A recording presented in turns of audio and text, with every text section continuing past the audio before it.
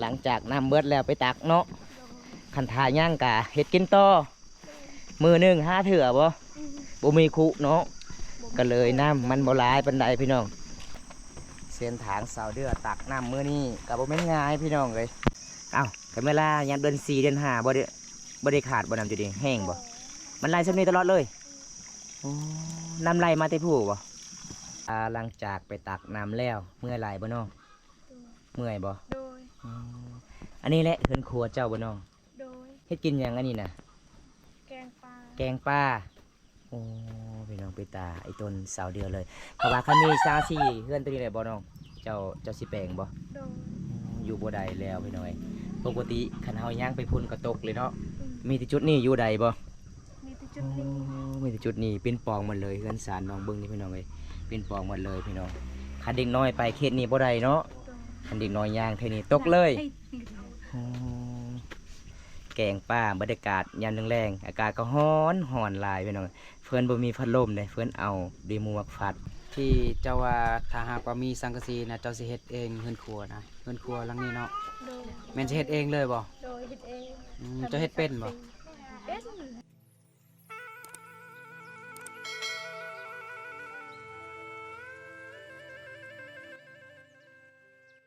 สบายดีคุณสวยเฮ็ดหยังน้องเฮ็ดหยังน้องครัวป้าโอ้ครัวป้าต้มปลาพี่น้องมื้อนี้มาเยี่ยมมายามเพิ่นกะสิครัวปลาเด้พี่น้องบรรยากาศยามแรงๆพี่น้องเอ้ยได้ปลามาที่ใส่น้องมาที่ห้วยโอ้ได้ปลาหยังอันนี้น่ะปลาดุกบ่โอ้ยปลาใหญ่เนาะบ่น้องเวลาน้องไปหาปลานี่ไกลอยู่บ่แต่บ้านเจ้าไกลเติบบ่ไปแต่เช้าบ่น้องฮะไปโอ้ไปประมาณจักโมง30 นาที30 นาทีฮอดมื้อหน้าพาอ้ายไปหาเด้อแม่นมื้อหน้าพาอ้ายไปเด้อเพราะว่าอ้ายมาเยี่ยมมายามมื้อนี้กะมันปลาเนาะโอ้ยพี่น้องน้องสิเฮ็ดกินบ่โอ้สิต้มปลาบ่นี่พี่น้องมาเยี่ยมมายามเพิ่นกะใจดีเด้เพิ่นมาเยี่ยมมายามเพิ่นมื้อนี้เกือบประมาณ 4-5 ชั่วโมงพี่น้องเพื่อมาฮอดหมู่บ้านน้องไกลที่สุดกับเมืองน้องหมู่บ้านบ่อมตาพี่น้องเอ้ยเอามื้อนี้มีหมู่มาซอยบ่ เอาเฮ็ดมื้อนี้มาเบิ่งสูตรวิธีสาวลาวชนเผ่าตรีเฮ็ดกินปลาแบบใดพี่น้องแต่มันสิตกมีแต่จุดบ่อนนี่ล่ะพี่น้องอยู่ใดพี่น้องเอ้ยเห็นบ่มีแต่อยู่นี่ล่ะพี่น้องอยู่ใดเด้เดี๋ยวทางพุ่นก็อยู่บ่ได้แล้วพี่น้องพี่น้องเอ้ยเป็นทางต้นเหือนสาวเดือลูกคำฝาคำพ้อยพี่น้องสกันเสียสกันเสียสกันคือปลาดุกเด้อพี่น้องแต่ภาษามันแตกต่างกันพี่น้องเอ้ยปลาเกลือก็สิหมดเลยบ่น้องประมาณเท่านี้บ่ปลาพี่น้องหมดเฮือนไปซ้าย เป็นตายตนเลยพี่น้องแต่ย่อมรับภาษาลาวคือนี่ทุกกะยาแต่เขาเจ้าก็ใจดีหลายเด้เขาเจ้าก็สิรับตอนเป็นอย่างดีพี่น้องมื้อนี้เขาเจ้าก็มีปลาดุกอีกครัวให้กินพี่น้องพี่น้องสาวเดียวกับสาวคำกับสิเฮ็ดเก่งป้าบรรยากาศยามแรงๆปลาสาวเดือคักอลีสาวเฮือนเจ้าสาวเดือบ่สาวเดือเจ้าใดมาแต่ไสสาวเฮือนเจ้านี่มีแต่เล็กเลยแต่สงครามบ่เจ้าเก็บเอานี่บ่พอโอ้ไอพ่อเก็บเอาเก็บตามผู้พาปลาดงก็เลยเฮ็ดสาวเฮือนพอไปสงครามพอเจ้าได้เป็นทหารสงครามบ่เป็นทหารแต่สมัยสงครามพี่น้องก็เลยฟอเพิ่นก็สิมาเก็บไว้ทอสั่งสมัยแต่สงครามอีฟอเพิ่นก็สิมาเฮ็ดเสาเฮือนเด้นี่เห็นบ่พี่น้อง1 2พี่น้อง3 4 5 6เสาพี่น้องเอ้ยบ่เสาเดียวเฮือนเจ้านี่ดนเลยบ่จักปีแล้วเสาเฮือนเจ้านี่เสาเฮือนนี่แม่นแต่เฮายังเด็กๆเคยเฮือนเนาะเขาเฮ็ดช่องต่อ2 เทื่อแล้วเขาเฮ็ดนี่นะเฉพาะเสาเดียวนี่ดอกกูไปเบิ่นเพื่อนตัวนี้ก็คิดกะมอเพื่อนตัวนี้30 ปีแล้วเพื่อนนี่นะปอเสาบ่ฮักเลยเนาะเพราะว่าเสาเล็กพี่น้อง ยังบ่ได้เจ็บ โอ้ เบิ่นตา โดยเพราะว่าในหมู่บ้านเจ้ามีที่เฮือนเจ้าบ่มีเสาเหล็กบ่ โดย อืมมันแปลกเลยเนาะ ละเลย นี่พี่น้อง ละ ของหายากได้พี่น้อง เพื่อจะได้เศร้านี่พี่น้องเล็กเบิดก็คือทอสังสมัยแต่สงคราม ส่วนอีพอของสาวเดือก็จะเป็นทหารสมัยสงครามพอเดือก็สิเก็บไว้เฮ็ดเฮือนก็เลยฮอดซุมื้อนี้พี่น้องยังอยู่ได้พี่น้องเอ้ยโอ้พี่น้องคักเฮือนสาวเดือแต่สงสารเพิ่นสังกะสีสิอยู่ก็บ่มีพังหมดแล้วพี่น้องสังกะสีเก่ามันสิพังหมดแล้วไม่ยังอันนี้นะ น้ำปลา น้ำป้าโอ้ น้ำปลาได้มาที่ไสเสาเดือ ได้มาแต่ใส่น้ำปลาซื้อเอาบ่ โดย ซื้อมาเท่าใด ใส่เป็นอยู่บ่น้ำปลานะใส่เป็นอยู่บ่ เป็น ถ้าใส่ลายมันเป็นแบบใด เข้มบ่ ใส่ลายเข้มได้ เคยกินบ่น้ำปลาบ่น้อง เพราะว่าน้ำปลานี่มันสิต่างแบบต่างเป็นเกลือนะแบบถ้าใส่น้ำปลาแล้วบ่ใส่เกลือก็ได้ใส่เกลือหน่อยเดียวก็ได้ แม่ โอ้บาด เพิ่นก็ใส่น้ำปลาลงไปแล้วใส่ตึงนัวเอาเป็ดลงไปแล้วเนาะ แม่ ตอนนี้ก็สิได้ล้างพักอีกพี่น้อง นี่เพิ่นก็สิครัวละแปลกเลยเนาะซอเดือเนาะเงินเจ้าบ่มีคุเนาะน้องคันน้ำนี่เมิดแล้วเนี่ยก็ตุกไปตักอีก ตักอีก โอ้มื้อหนึงจักเทื่อเจ้าไปตัก 4-5เทื่อ คันมีคุคือสิดนเนาะอันนี้บ่มีคุพี่น้อง มีแต่กระตุก4อันพี่น้องแล้วก็กระสานคุสิใส่น้ำบ่มีกระติกใส่น้ำก็บ่มี มันเป็นหมู่บ้านที่นอกกับตัวเมืองแบบนี้แหละพี่น้องสภาพเกินสารบ้านสองเข้าเจ้าพี่น้องบ่เข้าเจ้าก็จะไม่แอมโดยไม้ไฟได้เห็นบ่นี่พี่น้องโอ้แต่เฮือนเสาเดียวนี่แปลกเลยเสามีแต่เสาเล็ก6เสาตอนตาครั้งแรกที่ได้เห็นเพราะว่าหมู่บ้านเจ้าก็มีแต่เฮือนเจ้าเนาะเสาเล็กเนาะน้องได้ผักมาแต่ไสอันนี้ปลูกเองบ่ โดย โอ้ผักงามเนาะงามคือเจ้าของเลย คนก็งามใจก็ดีพักก็งามพี่น้องตอนนี้เพิ่นกาสิครัวป้าเก็บป้าเอามาเยี่ยมมาย่ามพี่น้องไงแบบนี้ละสาวลาวเขตนี้หลายๆคนก็ใจดีเด้อพี่น้องหลังจากนำเบิดแล้วเพิ่นว่าไปตักเอกพี่น้อง เมื่อนี้นำกะสิเบิดแล้วได้เพราะว่าบ้ามตาก็อัปเดตเฮือนสาวเดือสาวลาวเผาตรีบ่หนองหมู่บ้านเจ้าบ่เผาตรีเนาะ มาเยี่ยมมายามเพิ่นเมื่อนี้ก็มีหมู่อีกมาเล่นน้ำมีสาวคำพี่น้องไงนี่เพิ่นสิเก่งป่าเดี๋ยวมันตากอัปเดตให้ FC หลายๆคนหับชมน้องกันเป็นยังไงมาจังไดพี่น้องเฮือนน้องจอดน้ำบัดนี้น้ำเบิดแล้วไปตักอีกบ่โอ้อันนี้เพิ่นกะสิล้างเคียงล้างบ่วงมันสิเบิดพี่น้อยก็คือบ่มีขู่เฮือนน้อง เป็นตายตนเลยพี่น้องหาเงินหาคำก็คือมิตรสาวเดือเลยพี่น้องเลย เฮ็ดเลือกร้อย มียังเดือดโรยภาษาเวียดนามบ่ภาษาลาวไปในใด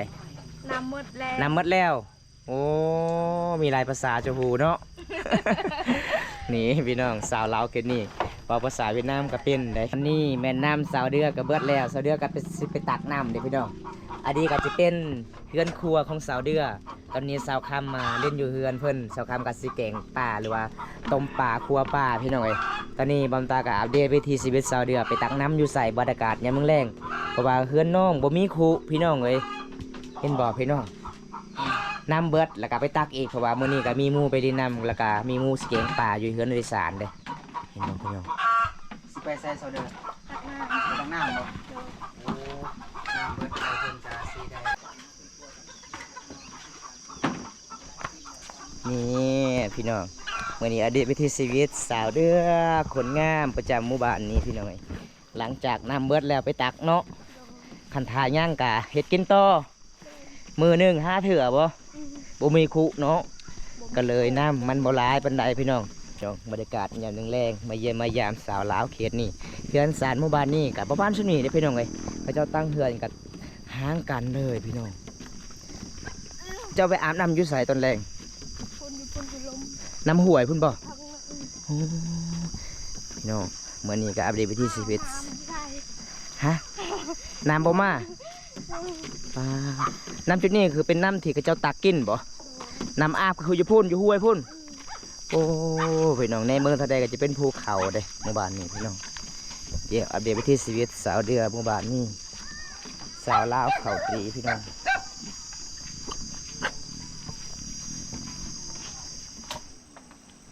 ปลา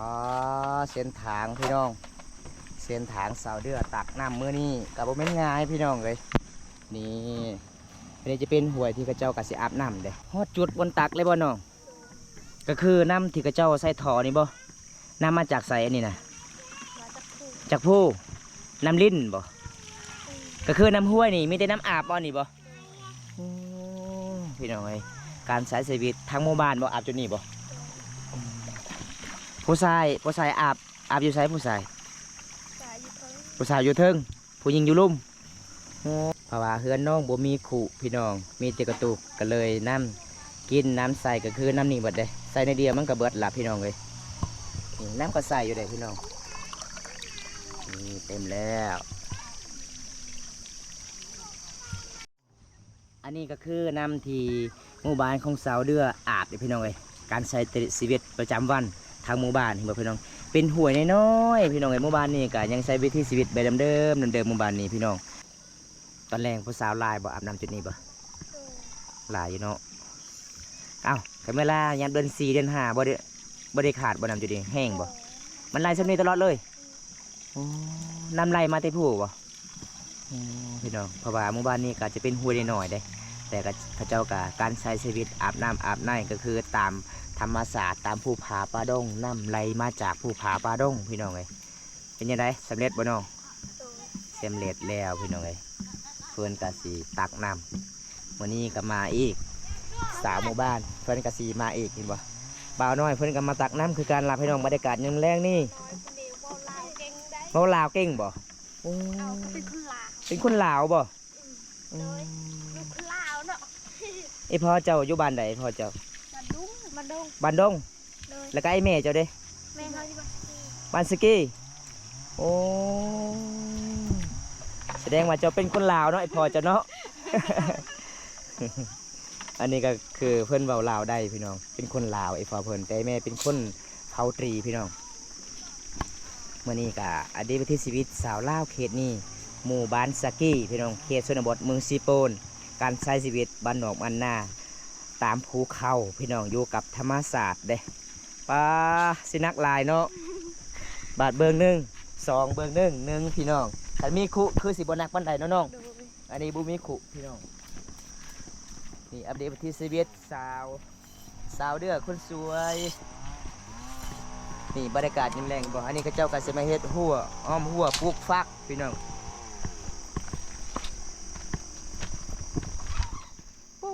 เส้นทางพี่น้องเอ้ยลำบากสุดๆเลยพี่น้องนี่บรรยากาศยามแรงๆเขตชนบทของชนเผ่าตรีเมืองสีโปนพี่น้องเดินทางมาหลายกิโลเพื่อได้เห็นวิถีชีวิตสาวลาวเขตนี้กับบ่แม่นธรรมดาเด้เห็นว่าเฮือนเขาเจ้ากะสิมาเฮ็ดแบบนี้เลยพี่น้องเขาเจ้ากะสบายสิมาตากเครื่องของบ่พี่น้องนี่มีแต่เฮือนน้อยๆเลยมาเขตนี้พี่น้องหมู่บ้านที่บ่มีไฟฟ้ามีอยู่หลักแต่บ่มีไฟฟ้าเป็นตาไอ้ต้นสาวเดือเลยเพิ่นบ่มีขุตากน้ำพี่น้องพี่น้องเอ้ยเบิ่ง1 2เบิ่ง1พี่น้องเอ้ยก็เลยมันหนักถัง2ตุกพี่น้องเอาไปบันไดบ่ได้หักบ่น้องบ่หักบ่ป้าพี่น้องเอ้ยหัดเหือนเพื่อนแล้ว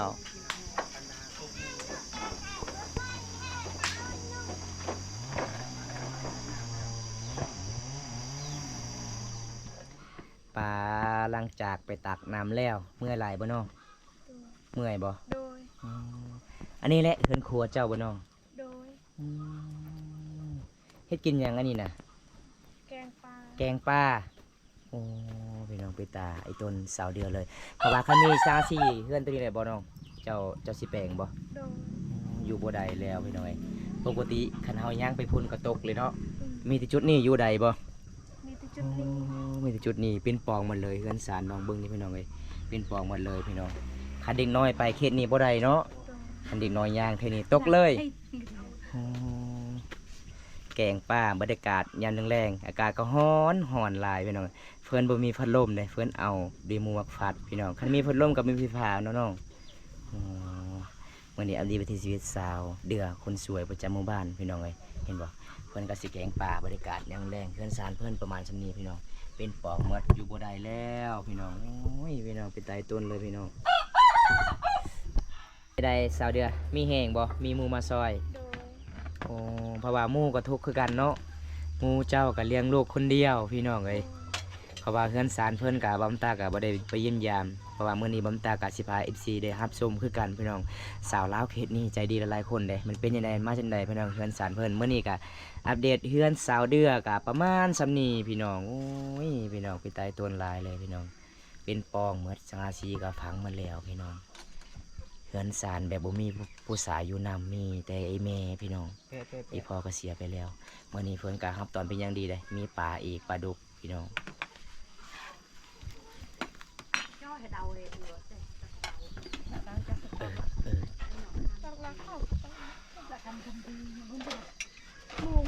ปลาหน้าตาสิเป็นแบบนี้เลยคือสิเสพคักเงาะ โดยแซ่บ เจ้าก็แกงเป็นบ่ แกงกิน อ๋อเมื่อนี้ก็มีสาวค่ำมาซอยเนาะเพราะว่าเจ้าก็เมื่อยหลายเนาะทางไปตักน้ำมื้อนี้พี่น้อง เนี่ยอาหารก็สิสุกแล้วเด้เพิ่นก็ย่อผักข้าวให้ทีมงานเฮากินพี่น้องเจ้าบ่มีข้าวเหนียวบ่น้อง โดย มีที่ข้าวเจ้า ข้าวเจ้าข้าวนา ข้าวนาเนาะแต่ตอนสาวตอนแรกก็กินแบบนี้ตลอดบ่ โดย โอ้ยพี่น้องเห็นบ่พี่น้องสงสารหลายเลยพี่น้องเอ้ยสาวเดียวขนาดเพิ่นมีข้าวจ่ายเพิ่นก็ตักให้ทีมงานเฮากินได้คันบ่กินก็บ่ได้เพิ่นว่าพี่น้องมันเป็นตามฮีตประเพณีฮีตสุด2ของ14เนาะน้องเนาะ โดย ต้องกินมาเฮือนมาศาลเฮาทุกข์กะยาแต่สาวลาวก็ใจดีพี่น้องเอ้ยต้องกินพี่น้องพอดีแล้วน้องพอดีแล้วกินบ่เบิดโอ้ยเพื่อนให้เต็มทีเลยพี่น้องนี่อาหารมาแล้ว ไปกินข้าวน้ำกันเด้อ สาวค มากินข้าวน้ำกันเด้ออ้าย ำอย่าว่าคือกินนี่ได้ปะโอเคทุกคนเนาะมากินข้าวกินน้ำนำกันอยู่ที่เฮือนสาวเดือนนี่แหละเนาะมา อาหารก็มาแล้วพี่น้องอาหารกระสุกกากินกับข้าวเจ้าเพราะว่าเพื่อนสาวเดือกับบ่มีข้าวเหนียวพี่น้องเอ้ยเพราะว่าเพื่อนน้องกายากจนพี่น้องบ่มีพ่อมีแต่ผู้หญิงหมดพี่น้องพี่นาสงสารเลยแต่สาวเดือกบ่ให้เมื่อผู้นี้พี่น้องเอ้ยต้องกินพี่น้องเป็นตามประเพณีบ้านเขาเจ้าเฮาตาต้องซีมก้อนพี่น้องเอ้ยอย่างไรกากินข้าวกินน้ำกันเด้อพี่น้องเอ้ยสีละลายคนพี่น้องมาจวดๆน้ำกันพี่น้องเป็นไดแซ่บบ่น้อง โดย แซ่บไปบ่าแอมบ่ สีลาย แอมลึ กินข้าวนำกันเนาะ แอมเด้อ ลาย แซวไล่มาFC นี่เด้อกินข้าวน้ำกัน มากินข้าวน้ำกันเด้อ FC สาวครับFC เนี่ย มากินข้าวน้ำกันเด้อ IFC นี่มาพี่น้องมาถ้าผู้ใดอยากพิสูจน์ลองเบิ่งสาวลาว หอม หอมบ่ข้าวหน้าบ่น้อง อืม เขาหนาเขาไหม้ด้วยนี่ ข้าวไหม้เนาะ หอมเนี่ย พี่น้องถ้าผู้ใดอยากพิสูจน์ลองเบิ่งสาวลาวเขตนี้มาโหลดพี่น้องเอ้ยใจดีอีหลีพี่น้องหลายๆคนได้แต่ยอมรับสาวลาวเขตนี้พี่น้องเพื่อนสารเขาเจ้ากับประมาณส่านี้แต่ใจดีสุดยอดพี่น้องอันนี้เขาเจ้าก็สิมาปูด้วยไม้ไฟได้เห็นบ่มันสิเป็นปองเลยพี่น้องเป็นวิถีชีวิตแบบเดิมๆเลยสาวลาวเขตนี้มาพี่น้องมากินข้าวน้ำกันพี่น้องมาเด้อกินข้าวน้ำกันเลยพี่น้องเอ้ยมันเป็นตามประเพณีในเขตสาวลาวหมู่บ้านนี้พี่น้องการบ่กินกับบ่ได้ก็เลยต้องกินพี่น้องเอ้ยมากินน้ำกันพี่น้อง